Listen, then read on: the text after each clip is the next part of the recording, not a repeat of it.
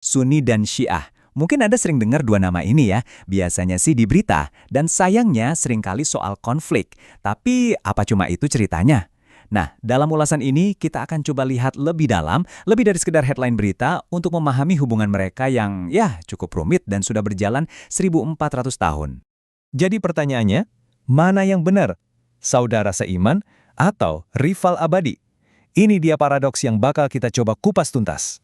Nah, sebelum kita jauh-jauh, coba lihat gambar ini dulu. Keren kan? Ini seolah-olah langsung menantang narasi konflik yang biasa kita dengar. Gambar ini justru nunjukin cerita yang beda, cerita tentang persaudaraan. Disinilah letak inti permasalahannya. Ketegangan antara dua narasi inilah yang akan kita bedah. Oke, kita masuk ke bagian pertama. Di sini kita akan lihat sebuah realitas yang kelihatannya saling bertolak belakang. Anda pasti sering dengarkan ya, tiap kali kita buka berita, ada konflik misalnya di Yaman, langsung dibingkai, oh ini perang Sunni Syiah. Ini adalah narasi yang paling gampang dan paling sering kita temui. Tapi, coba dengarkan ini. Sebuah pernyataan yang kuat banget dari Grand Sheikh Al-Azhar, salah satu otoritas tertinggi dalam Islam Sunni. Beliau bilang, Sunni dan Syiah adalah saudara. Nah loh, jadi bingungan, gimana bisa dua hal yang kelihatannya sangat bertentangan ini ada di waktu yang bersamaan? Biar paham, kita harus mundur jauh ke belakang. Yuk kita kembali ke abad ke-7 untuk mencari tahu akar dari perpecahan ini. Garis waktu ini nunjukin momen-momen pentingnya. Jadi, semua ini berawal di tahun 632 Masehi ketika Nabi Muhammad wafat. Nah, dari situ muncul pertanyaan besar, siapa penerusnya? Perselisihan ini terus berkembang sampai puncaknya di pertempuran Siffin, yang bisa dibilang jadi momen yang benar-benar memantapkan perpecahan politik awal ini. Nah, ini dia inti perbedaannya. Sederhananya begini, teman-teman Syiah percaya kalau Nabi secara spesifik menunjuk Ali sebagai penerusnya. Sementara itu, saudara-saudara kita dari Sunni percaya Nabi tidak menunjuk siapapun. Jadi, pemimpin itu harusnya dipilih bareng-bareng oleh komunitas. Nah, perbedaan penafsiran soal satu kejadian inilah yang jadi cikal bakal semuanya. Oke, dari perbedaan keyakinan soal suksesi, sekarang kita lihat gimana ceritanya isu ini bergeser. Dari yang tadinya soal teologi, jadi alat politik untuk berebut kekuasaan. Kutipan dari Asyah Rastani, seorang sejarawan Islam terkemuka, ini nusuk banget. Dia bilang, konflik paling berdarah di antara umat Islam itu bukan karena beda pendapat soal Tuhan, tapi soal kekuasaan. Ini jadi kacamata kita buat melihat apa yang terjadi selama berabad-abad setelahnya. Dan tabel ini nunjukin buktinya dengan jelas. Coba kita lihat polanya, selalu berulang. Dinasti manapun yang lagi berkuasa, ya mereka akan mempromosikan aliran mereka dan menekan yang lain. Mulai dari dinasti Umayyah, lalu Fatimiyah, sampai konflik besar antara Utsmaniyah dan Safawiyah. Siklus yang didulung politik ini, saling tekan dan saling balas, terus terjadi ratusan tahun. Oke, kita sudah lihat sejarah konfliknya yang panjang, tapi sekarang mari kita geser fokus kita.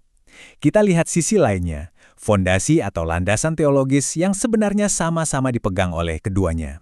Jadi, sebenarnya apa sih yang bikin seseorang itu disebut Muslim? Menurut Grand Sheikh Al-Azhar, simpel aja. Selama seseorang meyakini dan menjalankan 5 rukun Islam ini, ya dia adalah seorang Muslim. Titik. Ini adalah dasar yang sama-sama diakui. Nah, ini poin kuncinya. Perbedaan utama itu ternyata bukan soal pilar-pilar utama keyakinan, melainkan lebih spesifik soal status kepemimpinan. Buat teman-teman Syiah, ini masalah prinsip dasar agama atau usuluddin. Sedangkan buat teman-teman Sunni, ini lebih dianggap sebagai masalah cabang atau furu, yang artinya perbedaan soal ini nggak sampai membatalkan keimanan seseorang. Karena dasarnya sama, maka muncul sebuah larangan teologis yang sangat kuat, yaitu larangan untuk sembarangan menganggap seorang muslim lain itu kafir. Istilahnya itu takfir.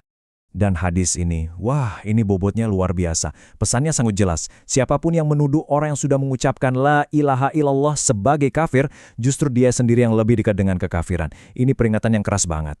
Dan ini bukan cuma teori di kitab loh. Coba lihat contoh modern ini. Meskipun hubungan politik antara Arab Saudi dan Iran, kan kita tahu sendiri ya, tegang banget.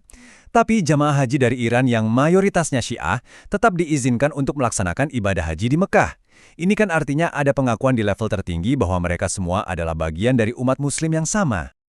Nah, dari semua itu, kita sampai di bagian akhir. Mari kita lihat, apa sih jalan ke depan? Gimana caranya kita bisa membangun harmoni di atas fondasi yang sama ini? Banyak sumber yang kita ulas menyarankan satu hal, geser fokusnya. Coba bayangin deh, kalau semua energi yang habis buat berdebat soal perbedaan internal dialihkan buat ngurusin tantangan yang nyata. Kemiskinan yang masih ada di mana-mana, ketidakadilan di Palestina, dan yang paling penting, membangun dialog yang benar-benar konstruktif. Intinya, kepentingan bersama harusnya di atas kepentingan politik sesaat. Jadi, kita kembali lagi ke pertanyaan di awal. Kita sudah lihat kalau fondasi teologisnya itu ternyata banyak samanya. Kita juga sudah dengar seruan-seruan persaudaraan dari para pemimpin. Tapi, faktanya perpecahan politik itu masih ada.